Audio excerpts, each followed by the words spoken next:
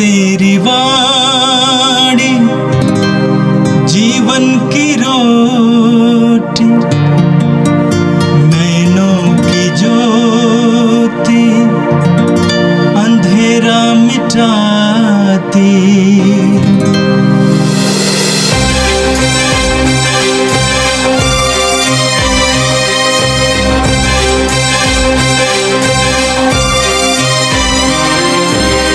प्रभु तेरी वाणी जीवन की रोटी, नैनों की ज्योति अंधेरा मिटाती। प्रभु तेरी वाणी जीवन की रोटी, नैनों की ज्योति अंधेरा मिटाती। वाणी वाणी वाणी वाणी वाणी पवित्र है, शाश्वत है, जीवन का मन्ना है।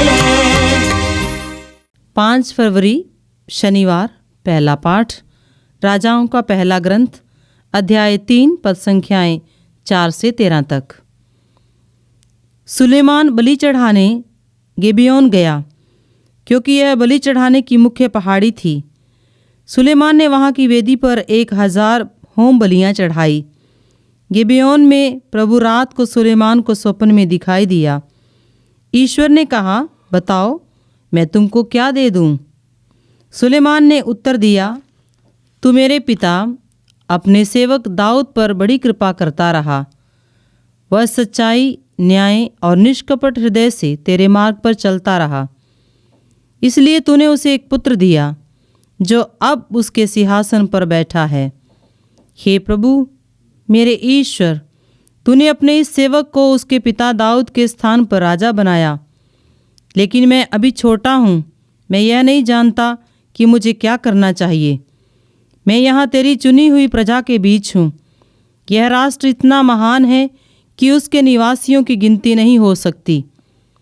अपने इस सेवक को विवेक देने की कृपा कर, जिससे वह न्यायपूर्वक तेरी प्रजा का शासन करे और भला तथा बुरा पहचान सके। नहीं तो कौन तेरी इस असंख्य प्रजा का शासन कर सकता है? सुलेमान का यह निवेदन प्रभु को अच्छा लगा। प्रभु ने उससे कहा, तुमने अपने लिए न तो लंबी आयु मांगी, न धन संपत्ति और न अपने शत्रुओं का विनाश। तुमने न्याय का विवेक मांगा है, इसलिए मैं तुम्हारी इच्छा पूरी करूँगा। मैं तुमको ऐसी बुद्धि और ऐसा विवेक प्रदान करता हूँ कि तुम्हारे समान न तो पहले कभी कोई था और न बाद में कभी कोई होगा, और जिसे तुमने नहीं मांगा मैं उसे भी तुम्हें दे देता हूँ, अर्थात ऐसी धन संपत्ति तथा ऐसा ऐश्वर्य जिससे कोई भी राजा तुम्हारी बराबरी नहीं कर पाएगा। यह प्रभु की वाणी है। संत मार्कुस के अनुसार पवित्र सुसमाचार अध्याय 6 वाक्य संख्या 30 से लेकर 34 तक। प्रेरितों ने ईसा के पास लौटकर उन्हें बताया कि हम लोगों ने क्या क्या किया और क्या क्या सिखलाया है। तब ईसा ने उनसे कहा, तुम लोग अकेले ही मेरे साथ निर्जन स्थान चले आओ और थोड़ा विश्राम कर लो, क्योंकि इतने लोग आया जाया करते थे कि उन्हें भोजन करने की भी फुर्सत नहीं रहती थी।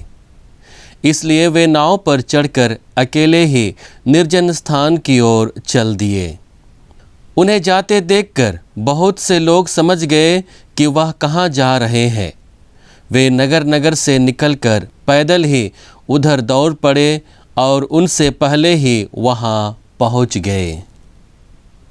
ईसा ने नाव से उतरकर एक विशाल जनसमूह देखा।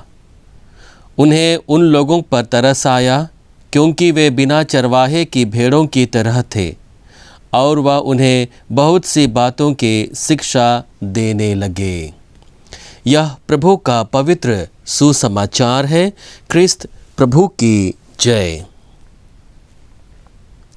यीशु में मेरे प्रिय भाई और बहनों, यदि हम अपने जीवन चक्र को देखें तो हम में से बहुत लोग दिन भर विभिन्न प्रकार के कामों में अपने आप को लगाए रहते हैं। दिन भर बहुत सारे कार्य करते हैं और जैसे ही रात आती है हम विश्राम करने के लिए चले जाते हैं। दिन भर के कार्यों के थकान को हम अपने विश्राम के माध्यम से दूर करते हैं।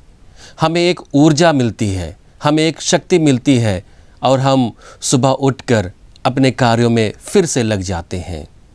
बहुत सारे लोग जो रात भर कार्य करते हैं, वे लोग दिन में जाकर सोते हैं और अपनी थकान को दूर करते हैं और ऊर्जा ग्रहण कर, ऊर्जा प्राप्त कर रात को फिर से अपने कार्य में लग जाते हैं। तो यह चक्र लगातार हमारे जीवन में चलते रहता है। हम कार्य करते हैं, फिर कार्य करने के बाद हम लोग सो जाते हैं, विश्राम करते हैं, ऊर्जा प्राप्त करते हैं और अगले दिन के कार्य में हम लग जाते हैं।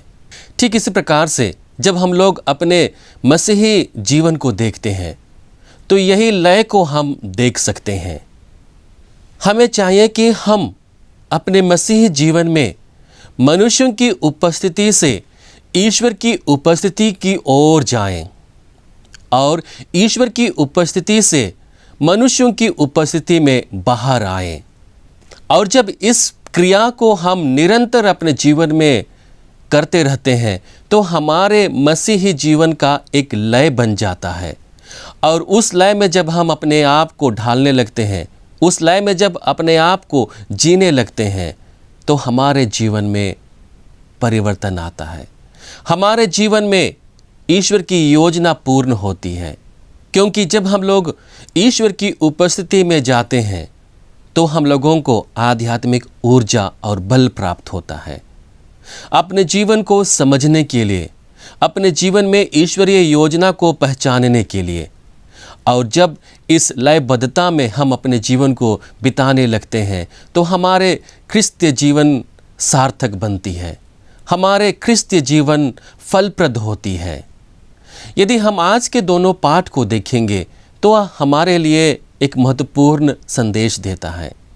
आज का पहला पाठ राजाओं के पहले ग्रंथ से लिया गया है। हम आज के पहले पाठ में देखते हैं कि राजा सुलेमान प्रभु के सानिध्य में जाता है। हम वचन में पढ़ते हैं, सुलेमान बलि चढ़ाने गिबोन गया, क्योंकि यह बलि चढ़ाने की मुख्य पहाड़ी थी। सुलेमान ने वहाँ की वेदी पर 1000 होम चढ़ाई।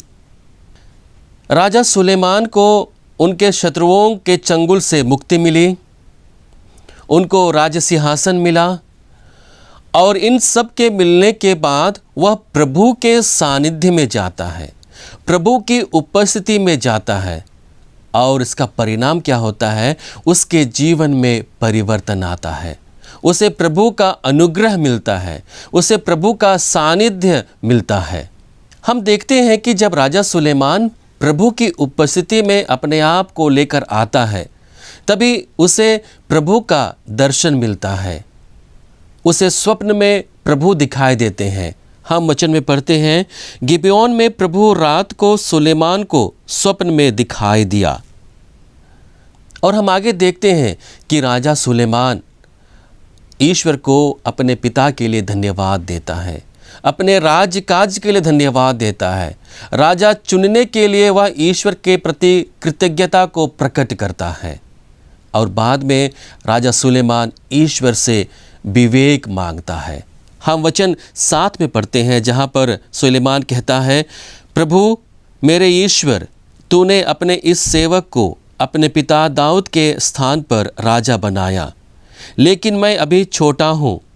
मैं यह नहीं जानता कि मुझे क्या करना चाहिए। मैं यहाँ तेरी चुनी हुई प्रजा के बीच हूँ।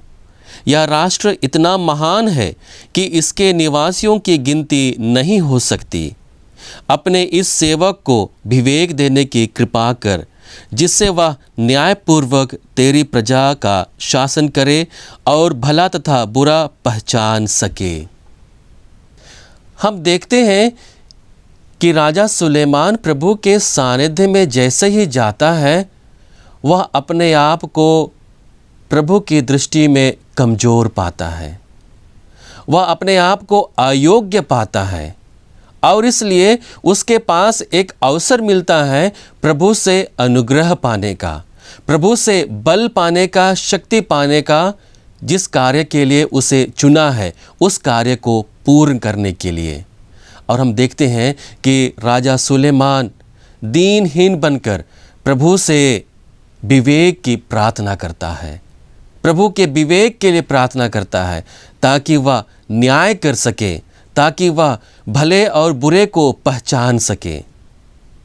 और हम आगे देखते हैं कि प्रभु को राजा का निवेदन पसंद आया। हम वचन 11 में पढ़ते हैं, प्रभु ने उससे कहा, तुमने अपने लिए ना तो लंबी आयु मांगी, ना धन संपत्ति, ना अपने शत्रुओं का विनाश। तुमने न्याय करने का विवेक मांगा है, इसलिए मैं तुम्हारी इच्छा पूरी करूँगा।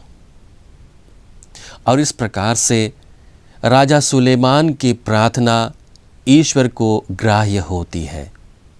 यीशु में मेरे प्रिय भाई और बहनों, जब राजा सुलेमान अपने आप को ईश्वर की उपस्थिति में लेकर जाता है तो उसके जीवन में परिवर्तन आता है।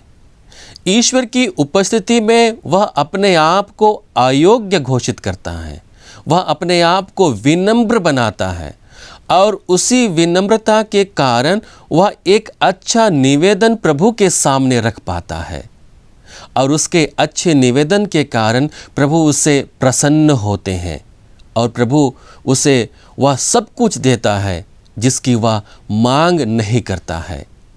इसी प्रकार का परिवर्तन हम अपने आप के जीवन में महसूस कर सकते हैं जब हम प्रभु के सानिध्य में दिन प्रतिदिन के जीवन को जीते हुए जाते हैं, तो हमारे जीवन में चयन करने का एक सुनहरा अवसर मिलता है। जब हम प्रभु के सानिध्य में होते हैं तो हम अपनी आवश्यकताओं के लिए नहीं, अपनी ज़रूरतों के लिए नहीं, बल्कि ईश्वरीय योजना को पूरी करने के लिए, अपने आप को सबल करने के लिए हम प्रभु से निवेदन करते हैं कि जो भी कार्य हमसे संपादित होती है, जो भी कार्य हमसे होती है, वह प्रभु की योजना के आधार पर हो। और इसी योजना के लिए हम अपने आप को विनम्र बनाते हैं और प्रभु से बल मांगते हैं और उसी बल को पाकर हम अपनी प्रार्थनाओं और निवेदनों को हम प्रभु के सम्मुख रखने में सक्षम हो पाते हैं। आज के सुसमाचार में हम लोग देखते हैं जब प्रभु के शिष्य अपने प्रेरित कार्य को पूरा करने के बाद प्रभु के पास आते हैं और उसे बताते हैं कि उन्होंने क्या क्या किया है, लोगों को उन्होंने क्या क्या सिखलाया है, तब प्रभु उन्हें कहते हैं, तब ईसा ने उनसे कहा, तुम लोग अकेले ही मेरे साथ निर्जन स्थान चले आओ और थोड़ा विश्राम कर लो।